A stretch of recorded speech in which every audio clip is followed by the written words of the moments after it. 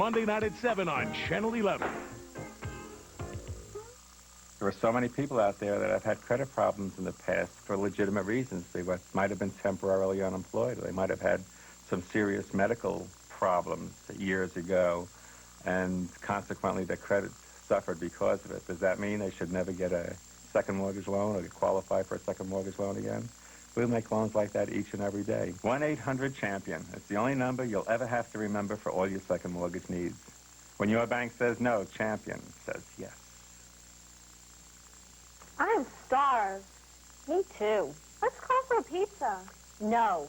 Let's call the Diet Willpower line. What's that? It's a way to control your weight.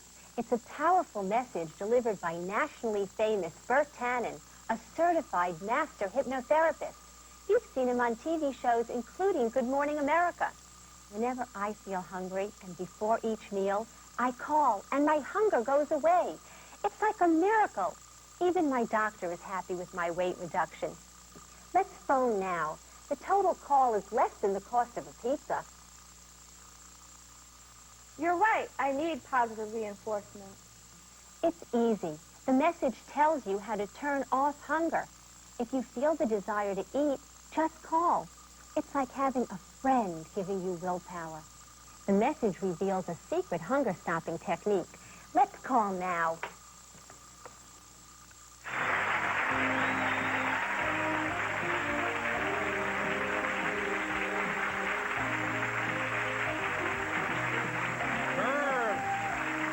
Game show legends are perfect. Yeah. Okay, my question is, how do you choose your contestants for the show? Which show was that? You guys don't really, well, in Monty's case, he goes into the audience. It was at random.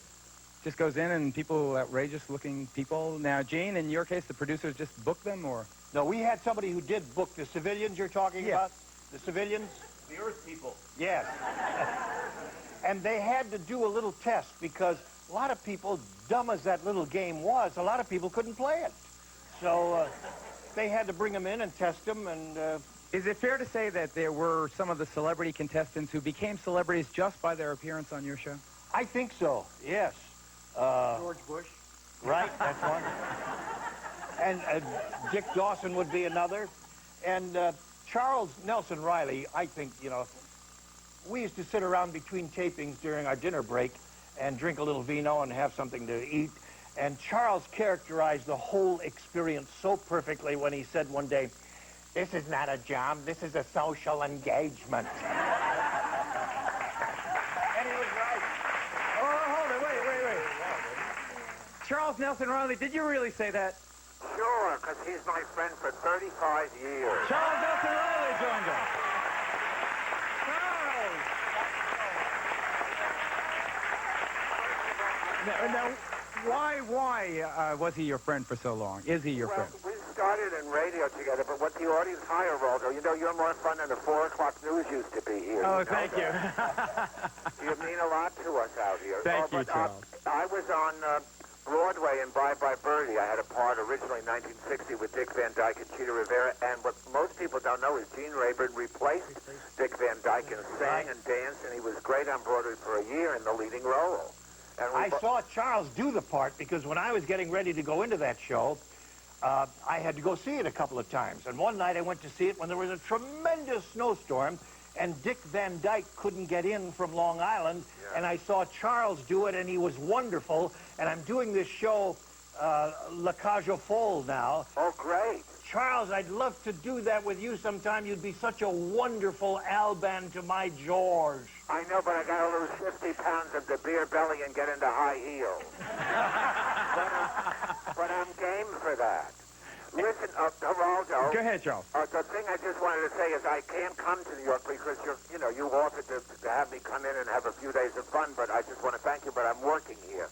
But the thing about Gene made it such a joyous occasion, and none of us really had contracts, and we just kept coming back every single week. No, there was no letter agreement or anything. It was just, well, that's the thing you did, and I just loved every minute I spent with him. Did they pay scale? The game show thing, I guess. No, I got a little more, because every year you got a little more. Oh. You know what I mean? Nobody got rich. You had a great run together there. Yes, we did, a long run. People say that game shows this, Gene also put money into Broadway productions that I directed, also comes whenever he can to see any play that I do, and he's more than encouraging in that area. But the wonderful thing about Match Game is you would go, you'd sit next to Betty White, and then it would be Ethel Merman, and then Marvin Hamlish, and all these marvelous people, Patty Duke, that's no mean actor, and would have such a wonderful time. What's your most outrageous memory about him, Gene?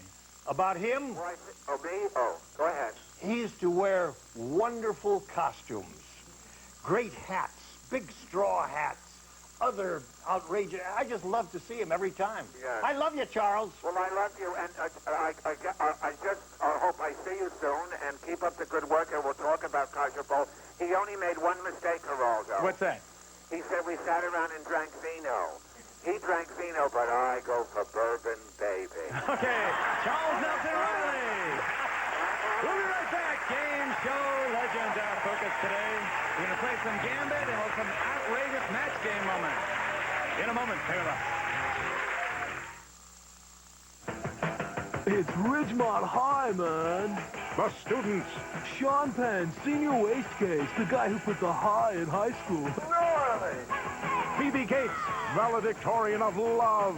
Judge Reinhold, selling no French fries before their time. In the box office smash that made this line famous. Hey, bud. Let's party. Fast times at Ridgemont High, dude. Sunday at 5 on Channel 11.